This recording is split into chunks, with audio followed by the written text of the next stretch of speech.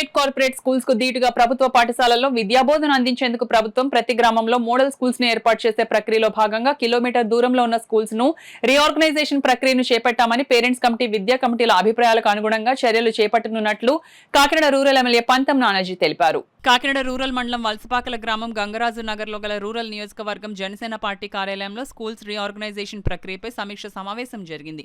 విద్యాశాఖ అధికారులు, schools HM ఉపాధ్యాయులు, పేరెంట్స్ కమిటీ విద్యా కమిటీలతో రూరల్ ఎమ్మెల్యే పంతం నానాజీ సమీక్ష నిర్వహించారు. ఈ సందర్భంగా నానాజీ మాట్లాడుతూ ప్రజల అభిప్రాయాలకు అనుగుణంగా స్కూల్ రీఆర్గనైజేషన్ ప్రక్రియ చేపట్టనున్నట్లు వెల్లడించారు. ఈ కార్యక్రమంలో young minds chairman Vakada Venkataramana, చిన్న మాస్టారు, విద్యాశాఖ అధికారులు పాల్గొన్నారు.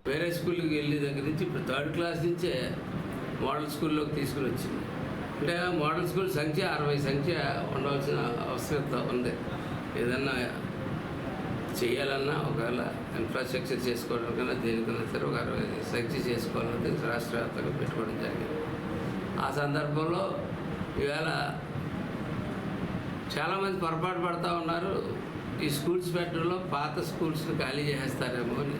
అసలు జీరో స్కూల్ అన్నది ఎక్కడ ఎట్టి పరిస్థితుల్లోనే ఉండదు. అన్ని స్కూళ్ళు రన్ అవుతాయి. ఈ 1-2 తరగతుల్లో ఉన్న వాళ్ళకి ఎల్కేజీ, యూకేజీ కూడా యాడ్ అవుతుంది.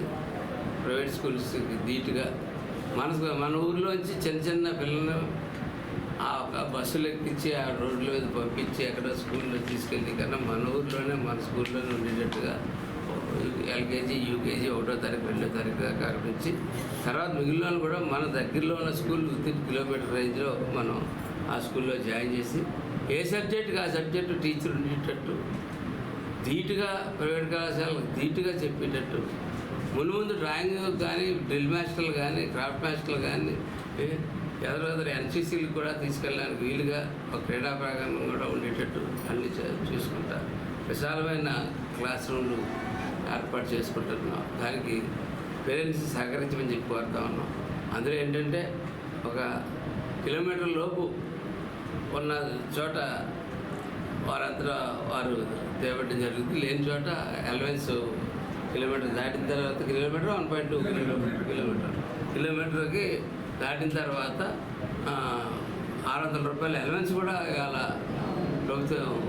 సో ఎంత చిత్తశుద్ధితోటి ప్రభుత్వం ఆలోచిస్తుందో అన్నది మొదటి రోజు 2వ రోజు మీకు ఇబ్బందిగా కలగచ్చు.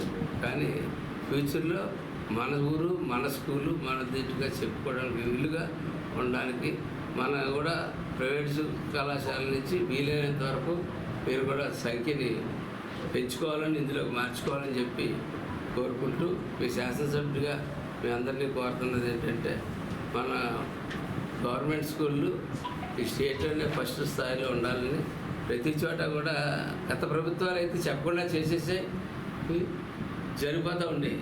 ఈసారి అయితే ఈ ప్రభుత్వం మీకు అందరికీ చెప్పి పేరెంట్స్కి అలాగే విద్యా కమిటీ చైర్మన్లకి, స్థానిక నాయకత్వాలకి అందరికీ దృష్టిలో పెట్టి మిమ్మల్ని ఎడ్యుకేట్ చేసి దాని ద్వారా ఎదరగలదామని చెప్పి చూస్తూ ఉన్నాం.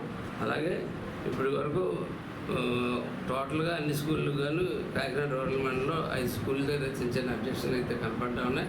ఇప్పటి వరకు 3 స్కూళ్ళు అయితే చెప్పాం. వారు వెళ్ళి ఖచ్చితంగా చేస్తా అని చెప్పారు. అట్లాగే ఇప్పుడు మన పోలవరం స్కూళ్ళు కూడా రివ్యూ జరుగుతూ ఉంది. ఈ రివ్యూ తర్వాత పోలవరం స్కూల్ తర్వాత కరపాండలో